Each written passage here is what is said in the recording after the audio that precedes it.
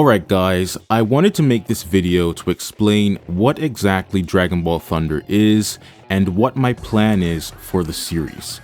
If you haven't seen episode 1 yet, you should watch that first, then return to this video. Link in the description of course. Well, Dragon Ball Thunder is basically an action figure remake of DBZ Kai. And when I say remake, I mean literally the entire series. Yeah, so that's my plan. I want to remake DBZ Kai in figure form. I probably won't include every single scene. For example, if a character has no figure and making one would take too much time, I might omit that. But more or less every episode of DBZ Kai in figure form is my goal.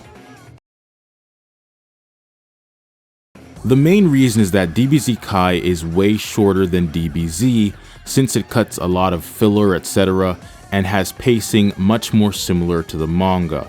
So that means I'll be able to make the series much faster than if I was remaking the original DBZ. The main reason is because so many Saiyan Saga figures are scalped into oblivion.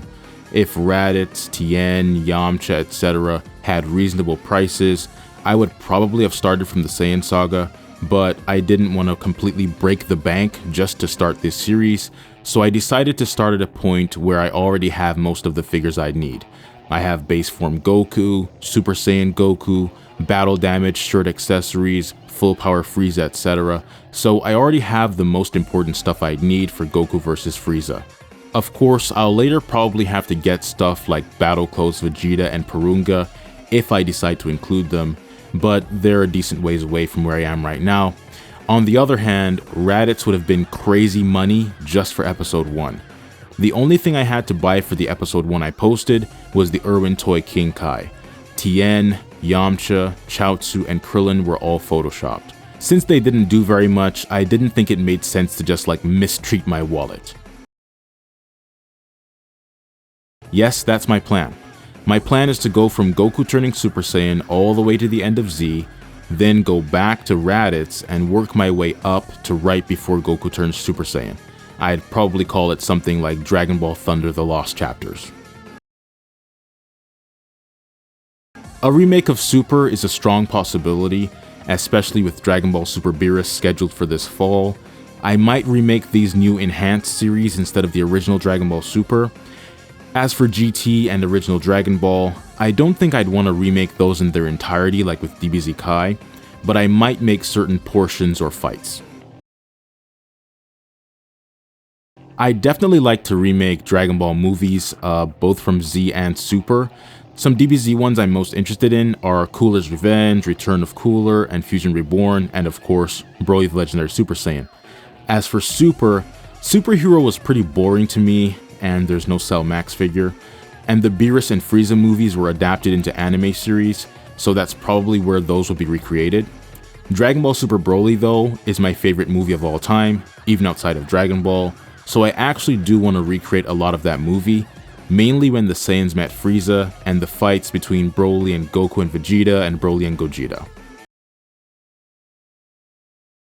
Well, a while ago, I made that puppetry intro for my review of the TK Custom Broly head sculpts, and honestly, it was a lot of fun. So much fun that I wanted to make more stuff like that. You, Kakarot, I choose you to be the first of my victims. No, you don't!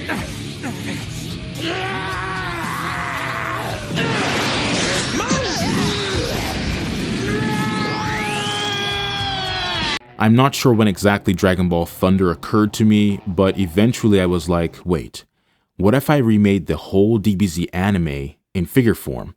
And from there, I started planning. No, Dragon Ball Thunder will likely be primarily digital animation and puppetry, with some stop motion included where I feel so compelled. The reason why this isn't primarily stop motion is because stop motion takes way too much time. You could spend days editing just to get 2 seconds of footage, especially when you make complex stuff with special effects, lip syncing, green screen, etc. like I do. Relying primarily on puppetry instead of stop motion allows me to have a much more time efficient workflow, With puppetry as the main art form, making a 20-minute episode is much more realistically attainable than if I were to try to do the same thing with stop motion. 20 minutes of stop motion is insanity. 20 minutes of puppetry is realistic.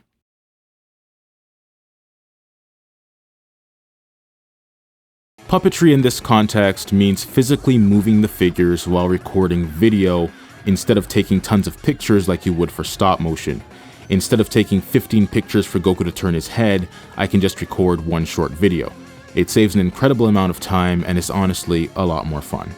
The term puppetry isn't used much, if at all, among Dragon Ball figure collectors, but it is something other people do, although I'm not aware of anyone else that does it with like tons of special effects, sound effects, green screen and stuff like that. For example, Burst ZG sometimes posts videos on his Instagram where he physically moves the figures while recording video. I don't think anyone calls it puppetry, but that's actually what it is. And even though puppetry is the main thing I want to do for Dragon Ball Thunder along with digital animation, I still want to try to make the puppetry feel similar to stop motion when it seems feasible. Like some of the stuff I made for episode 1 was kind of like a hybrid between puppetry and stop motion. I was trying to think of a name for it, and the one I like most is Stopetry. Stop motion and puppetry blended together. Fusion! Ha! I'm the one who will destroy you! So yeah guys, that's it for this video. I hope you guys enjoyed Dragon Ball Thunder, and if you want to support the series, be sure to share it with others, subscribe, like the videos, comment, hype them, all that stuff. Thanks for watching, and bye for now.